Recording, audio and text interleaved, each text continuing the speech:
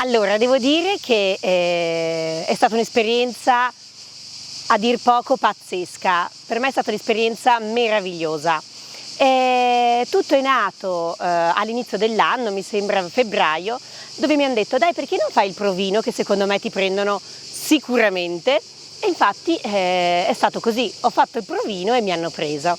E da là è iniziata il 31 marzo la mia avventura e sono partita per l'Honduras.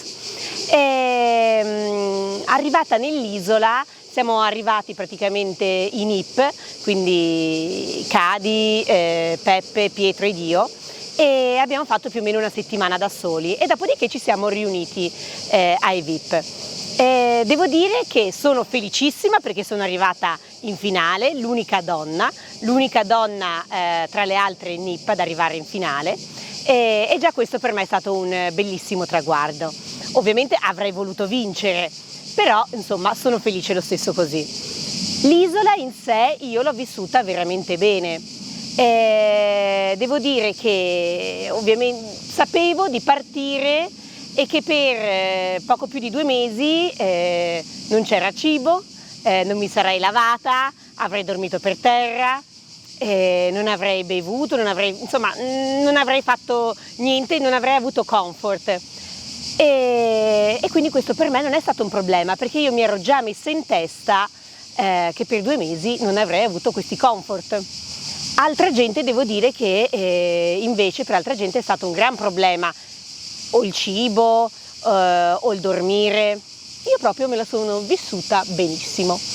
Questo anche perché mi sono creata una mia routine di ogni giorno, cioè mi svegliavo, mi andavo a lavare il viso, mi facevo un bagnetto per svegliarmi, facevo colazione con un pezzetto di cocco e da là facevo degli esercizi con Matilde, si faceva tutti quanti anche stretching e dopo si faceva l'attività che poteva essere la pesca o andare a legna, dopo si tornava a casa, io chiamo casa, si mangiava questi 20 grammi di riso con un po' di cocco, si faceva il riposino e dopodiché si faceva un'altra attività o si chiacchierava e dopodiché si arrivava la sera, si mangiava e alle 8 secondo noi andavamo a dormire, appena calava il sole si dormiva.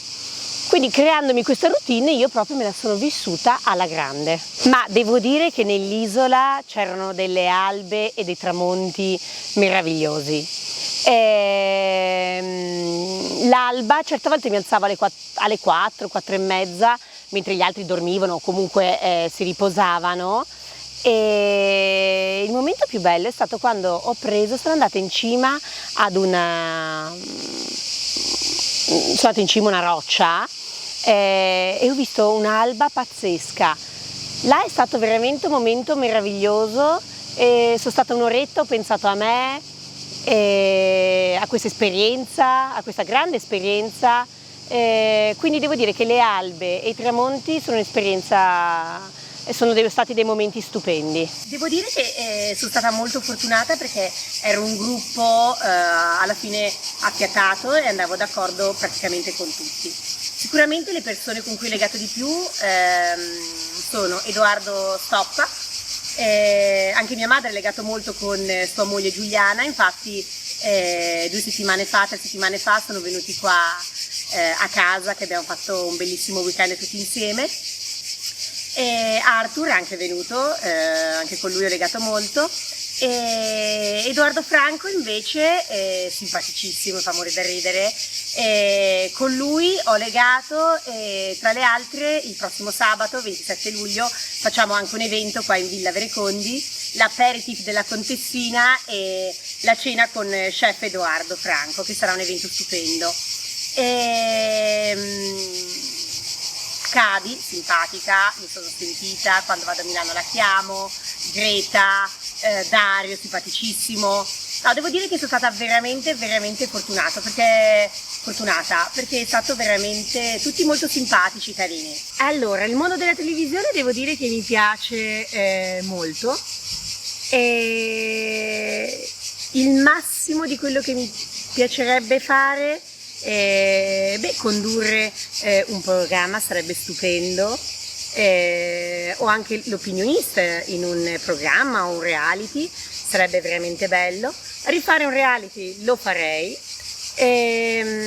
E per quanto riguarda invece se ho ricevuto delle proposte, ho fatto sì cioè ho ricevuto qualche proposta e speriamo insomma di riceverne sempre di più e di iniziare una bella carriera televisiva che non mi dispiacerebbe affatto.